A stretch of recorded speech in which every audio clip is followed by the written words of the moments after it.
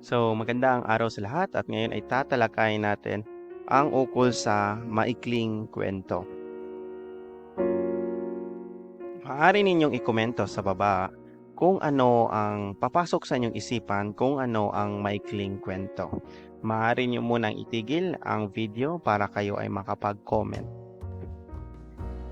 Layunin sa araw na ito. Kayo ay makabibigay ng ideya at matutukoy ang kahulugan ng maikling kwento. Kayo ay nakatutukoy ng mga elemento batay sa katanungang ibibigay mula sa maikling video na ibabahagi ang isang halimbawa ng napanood na video clip mula sa YouTube o ibang website na maaaring magamit. Kahulugan. Pag sinabi nating maikling kwento, ito ay isang uri ng tuluyang panitikan na likhang isip. Pag sinabi nating tuluyang panitikan, ito yung mga uri ng mga babasahin na walang sukat, walang tugma, ibig sabihin ay malaya ang manunulat kung ano ang isusulat. Ito ay nagtataglay ng banghay. Pag sinabi nating banghay, ito yung may pagkasunod-sunod na mga pangyayari at kinasasangkutan ng iilang mga tauhan. Maaring isa, dalawa, tatlo ang mga tauhan sa maikling kwento. Ito ay maikli at madalas umiikot sa isang suliranin o may isang kakintalan lamang. Pag sinabi natin kakintalan, nag-iiwan ng isang aral. Ama ng maikling kwento, si Deogracias Rosario sa Pilipinas. Sa Amerika naman ay si Edgar Allan Poe. Halimbawa ng maikling kwento. Kwento ni Mabuti, Binta ni Bina, Bagong Paraiso, Impeng Negro. So kung mapapansin ninyo ang kaibahan ng maikling kwento sa iba pang uri ng panitikan, ang maikling kwento ay bukod sa nagbibigay aral ay mga tao ang tauhan nito. Hindi katulad sa pabula na mga hayop, mga bagay ang mga tauhan. Mga elemento ng maikling kwento. Tauhan, yung gumaganap. Tagpuan, kung saang lugar. Banghay, ano yung pagkasunod-sunod ng pangyayari. Aral, ano yung gusto niyang iparating sa mambabasa.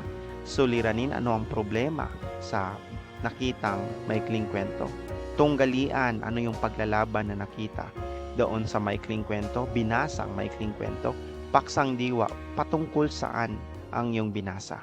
Narito yung halimbawa at maaari ninyong ikomento kung ano yung tauhan, tagpuan, banghay, hanggang paksang diwa sa napanood na maikling kwento.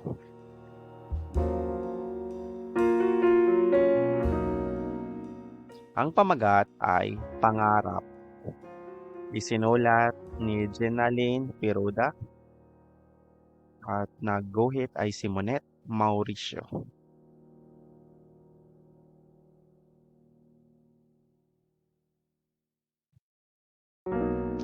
May isang lolo na kasama niya ang kanyang apo. Ito ay isang kwento ng lolo at kanyang apo. Ang kanyang lolo ay inaalagaan ang kanyang apo. Ito ay pinalaki niya ng maayos sa kanyang piling. Mahal na mahal ng kanyang apo ang kanyang lolo at mahal na mahal din ng kanyang lolo ang kanyang apo. Sila ay madasalin, sumisimba sila tuwing linggo.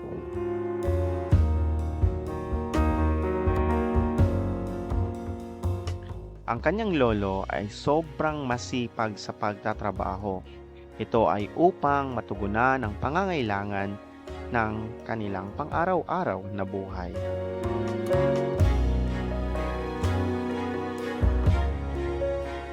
Ang kanyang apo ay masaya, walang galit sa mundo dahil sa pagmamahal ng kanyang lolo. Binibili ng kanyang lolo ang pangangailangan para sa kanyang apo. Ginagawa ng kanyang lolo ang makakaya para sa kanilang pamilya. Kahit simple lang ang kanilang pamumuhay ay masaya silang nagsama. Kaya sa paaralan, ang kanyang apo ay maayos na nag-aaral, kumakain ng mga malulusog na pagkain. Sinusundo siya ng kanyang lolo sa pag-aaral. Sinasabay ng kanyang lolo ang pagtatrabaho. Ang kanyang apo naman ay nag-aaral ng mabuti dahil iniisip ng kanyang apo ang kanyang kinabukasan.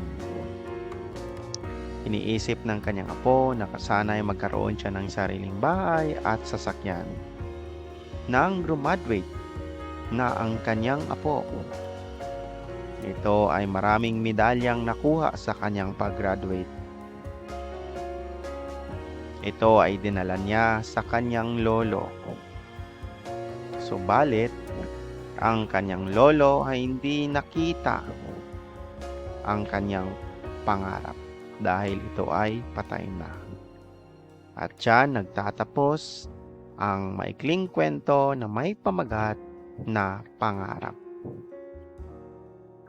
So mula doon ay malalaman ninyo kung sino ang mga tauhan, saang tagpuan ginanap, banghay, ano yung sunod-sunod na pangyayari, ano yung aral na nakuha, suliranin, ano nakita, tunggalian, ano ang kalaban ng pangunahing tauhan, at yung paksang diwa. So ngayon naman ay tutungo tayo dito. Maaari ninyong i-komento kung ito ay tama o mali. Ang maikling kwento ay maikling babasahin na mayroong kaunting tauhan. Tumutukoy ang tagpuan sa mga gumaganap o karakter sa maikling kwento. Ang maikling kwento ay nagbibigay aral sa mga bata lamang. Mayroong elemento ang maikling kwento. Mayroon niyong i-komento at magre-reply ako kung tama ang inyong mga kasagutan.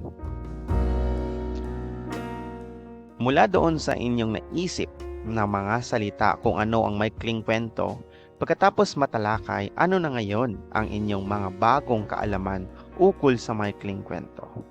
At kung ito ay ating iuugnay sa computer, tinalakay ninyong iba't ibang mga website, no?